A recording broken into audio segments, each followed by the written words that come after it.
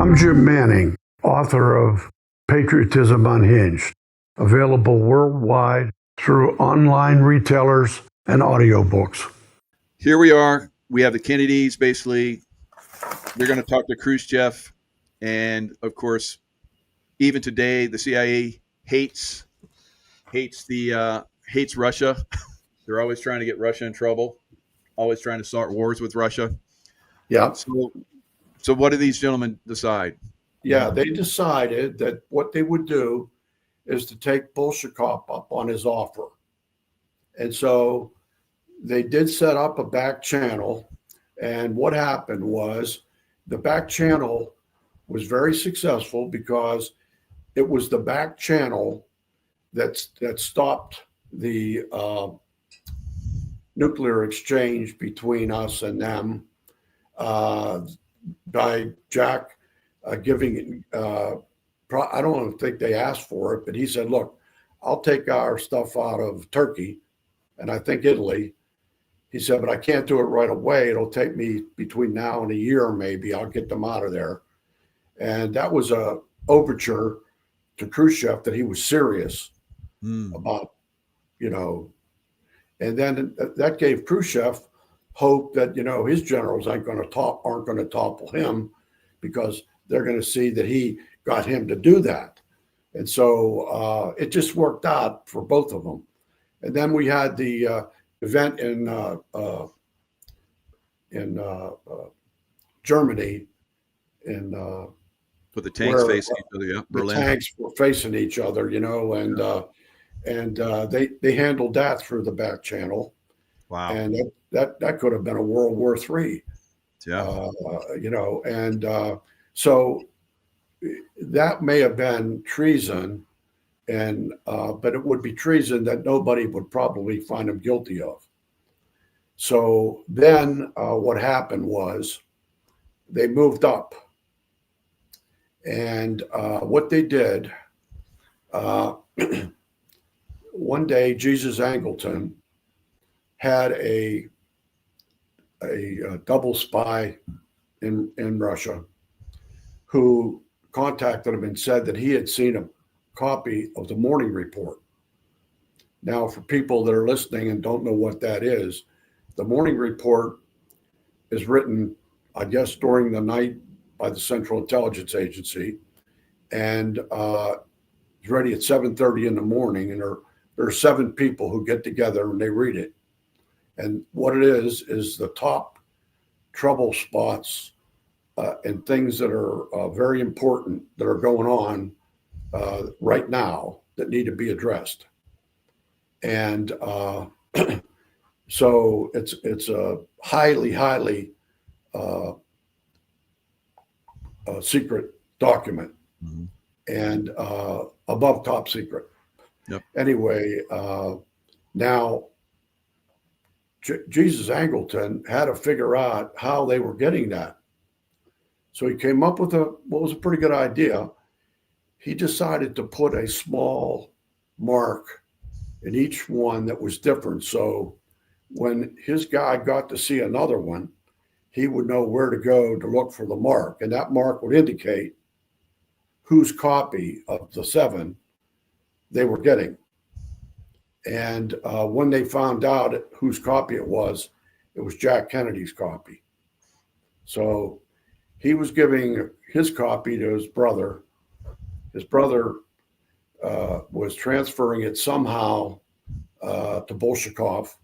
And Bolshakov had a way to get the information to Khrushchev without going through the actual government and of Russia. And now that is treason.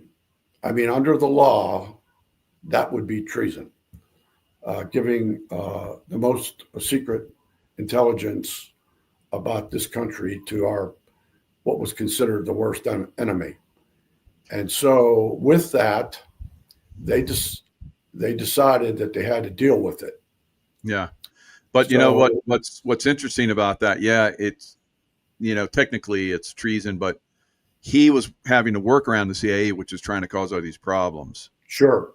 Sure. And that's And really where we're at. And that's that's really the what president that's should have what a lot more power, but obviously the right. CIA at least at that time had more. Yeah, that's right. Yeah. And they I'm trying to think they after they after they found that out, uh, he decided that there would be a meeting to decide what to do with Kennedy. And so Operation they Circle. had the meeting on March the 1st Mm-hmm. of 1963. Hmm. And Mr. Kennedy had made a rather liberal uh, admission at the American University, I think it was, graduation ceremonies about all the things that we could do with Russia, space work together and this, that, the next thing. And so that really frosted them. So they then, on that day, they had a meeting, three of them, John McCone, the new head of the CIA, and Robert Trumbull Crowley, the Crow, and James Jesus Angleton. They had a meeting. At the meeting, they discussed what to do, and it came, of course, said, "Well, if we charge them," he said, "realistically, we'll probably never be able to get them impeached with the way Congress is set up." He said, "And even if we could get them impeached, we'd never get 60 senators to vote them guilty.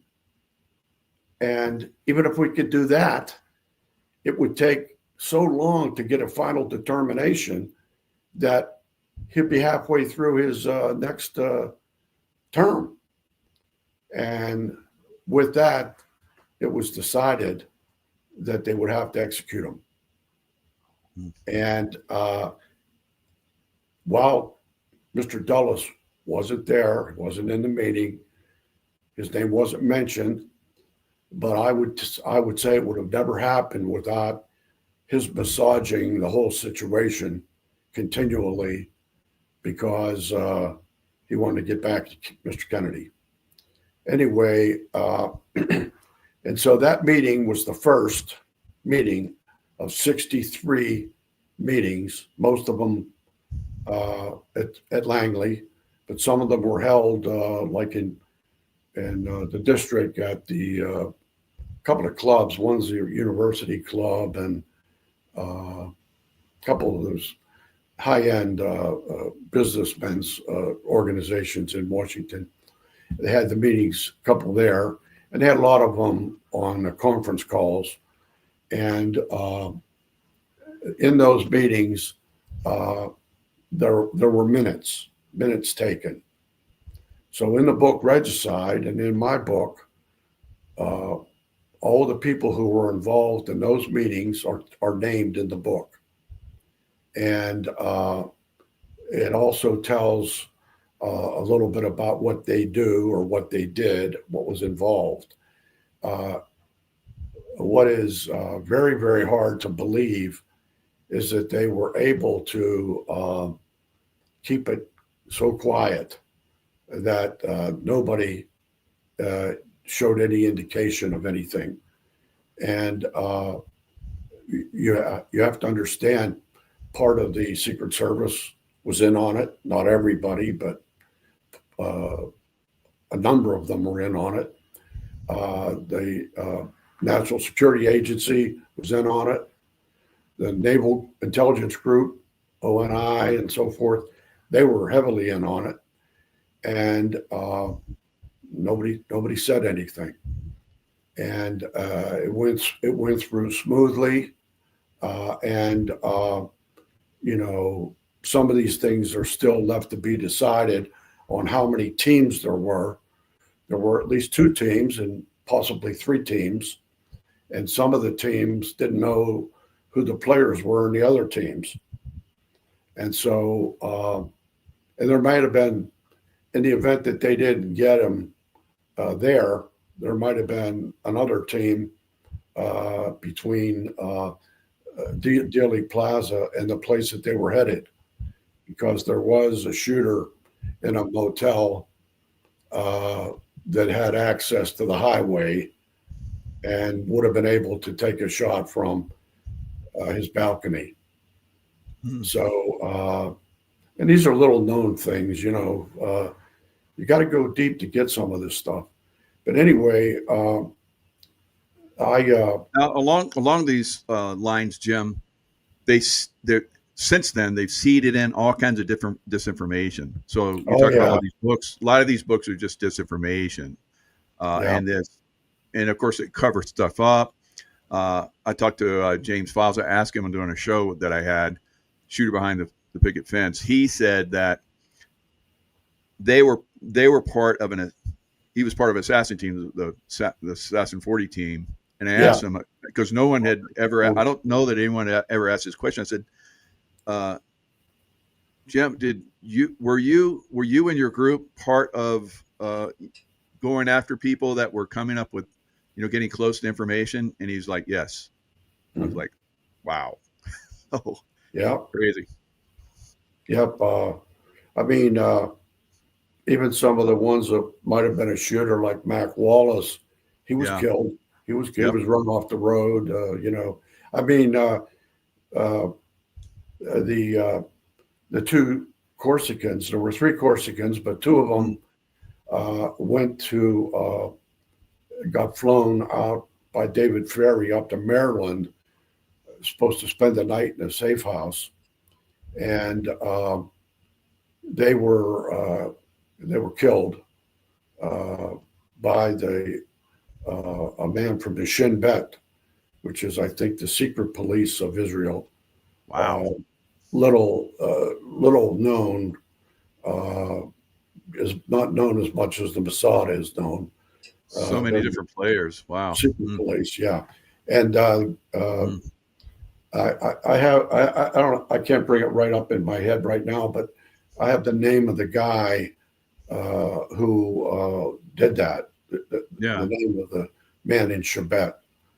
I saw you talk about the Corsicans in your book, yeah. and Patriotism Unhinged, and and it came to me that probably they used that to work some kind of deals with the French. We know your guys were doing this. You never know all the different angles they use for all these different operations. They never intended to use those guys, maybe, or maybe they were used, and then they use them a different way, or they remove them, or there's so many different moving parts of these things that people don't realize. It's not just one shooter like the Patsy, that never happened. He was never even involved. So, and that's what Lee Harvey Oswald. That's why you got involved to begin with, and then look at all these different rabbit holes and another rabbit hole down a rabbit hole. Just like, it's insane. Sure. It's amazing you keep up with it. So good for you. Wow. Well, Lee Harvey Oswald. I mean, it would only take you 3 or 4 minutes of knowing that Lee Harvey Oswald joined the Marines, and he was too young. They found out he lied about his age. They put him out. Yeah. As soon as he was old enough, he went back in. And while he didn't qualify with a rifle, it said he was very intelligent. And he went to Atsugi, and he was proselytized by probably the fellow, CIA guy, hero in this Korean War, and got a battlefield commission. He was only the captain. He was only like 26 years old or something. Anyway, he was a CIA guy in Atsugi, and he talked him into going to Russia. It was him. Yeah.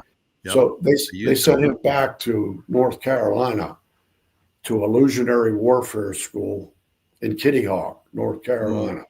And we know this because Tosh Plumley went to the same illusionary warfare school, and he was there whenever Oswald was there. Now Wow. you only go there because you're gonna get in the spy business. Yep. You're gonna get in intelligence heavy, deep, and so and then he was sent to California. I forget the city, but it's where they have the big language school. Yeah, And it's on the coast. I'm trying to think of it off my yeah, top of my head too. Yeah. and he went through that school in a elevated a Russian language course, and then of course he was released from the Marine Corps on the grounds that his mother needed help at home, Hmm. and within a week he was flying to Finland on his way to Moscow in a week, uh, and so that was all part of the deal. He was being sent there because he was bait because he had worked with the U2s. Yeah. And He went to Presidio of Monterey yeah, language school. Yeah. yeah. I just So looked it up. I don't remember it either. I think they were thinking they'll take a look at him because they expect anybody that goes over there like that is going to be a plant. Yeah. So they look at them, and then they may have been able to turn a couple of people themselves. And so, but him, they didn't show much interest in at all. And in fact, he had to cut his wrist or something to, like with a butter knife or something, to get them to let him stay. And they never did really try to use him or anything. And when they just recently, when the documents were the last bit of documents came out, I got a copy of a communique that was transferred from Russian into English, where we're talking about bringing in some people as professors. Uh,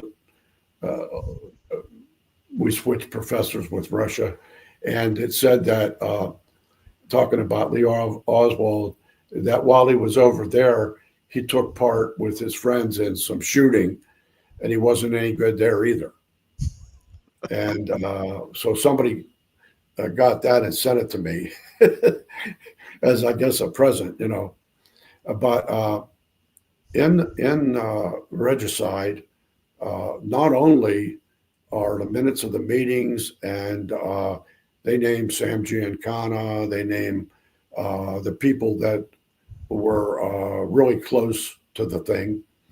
Now, my book, when I wrote the book, what I was trying to do was to reach uh, some young people, maybe college age and above, that are history driven and wanted to know more.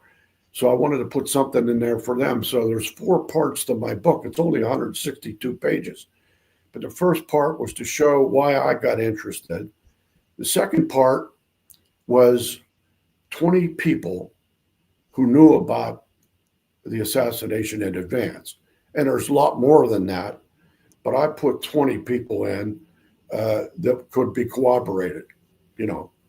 And so, and then I put the regicide data that was taken out of Langley and hidden, and then eventually transferred to somebody to write the book after he was dead. That was the deal. You couldn't write it until after he died. And so he died, I think, in 2001, or yeah, maybe 2000 or 2001.